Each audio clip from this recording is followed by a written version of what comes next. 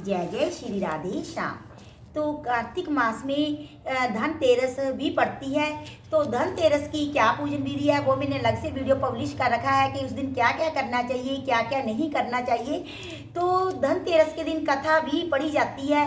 तो आज हम उस कथा के बारे में आपको बताएंगे, कथा सुनाएंगे, ताकि आप भी अपने घर में वो कथा पढ़ सकें और सुन सकें और यह जान सकें कि इस त्यौहार के पीछे क्या दंत कथा है, क्या लोक कथा है, क्या इतिहास है। धनतेरस के शाम को घर में आंगन में दीपक जलाए जाते हैं। एक जलाने की प्रथा है, एक दीपक जरूर जलाया जाता है धनतेरस के दिन, जो घर का आंगन होता है। इस प्रथा के पीछे एक कथा है जो मैं आपको बता रही हूँ कि किसी समय में एक राजा थे जिनका नाम हेम था। ईश्वर की कृपा से उन्हें पुत्र प्राप्त हुआ। ज्योतिषियों ने जब बालक की कुंडली बनाई तो पता चला कि बालक के विवाह के ठीक 4 दिन बाद उसकी अकाल मृत्यु हो जाएगी। राजा यह जानकर बहुत दुखी हुआ।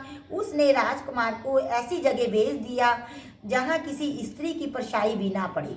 तो एक दिन देवलोक से क्या हुआ, एक राजकुमारी उधर से गुजरी और दोनों एक दूसरे को देखकर मोहित हो गए और उन्होंने गंधर्व विवाह कर लिया। विवाह के बाद विधि का विधान सामने आया और जमदूत उस राजकुमार के प्राण लेने आ पहुंचे। राजकुमारी माँ लक्ष्मी की बड़ी भगत थी। उसे भी अपने पति पर आने वाली विपत्ति के बारे में पता चल गया।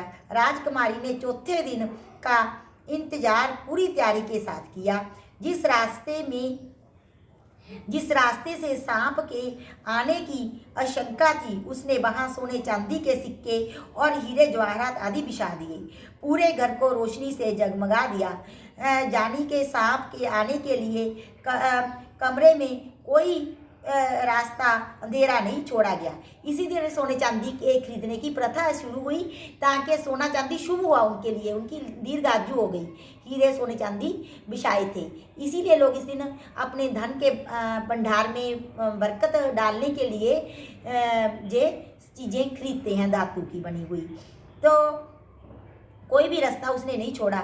इतना भी नहीं, राजकुमारी ने अपने पति को जगाए रखा।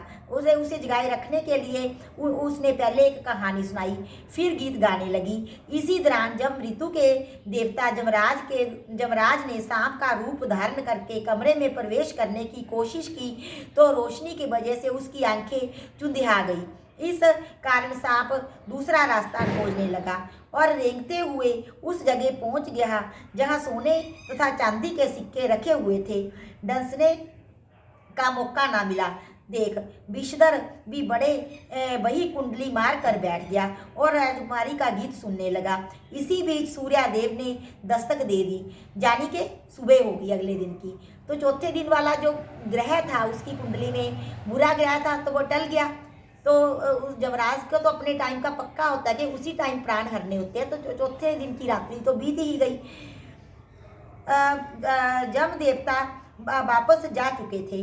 इस तरह राजकुमारी ने अपने पति की मौत के पंजों से पहुंचाने से पहले ही उसे छुड़ा लिया। यह घटना जिस दिन घटी वह धनतेरस का दिन था। ये कथा धनतेरस की इस प्रकार से हमारे शास्त्रों में कही गई है।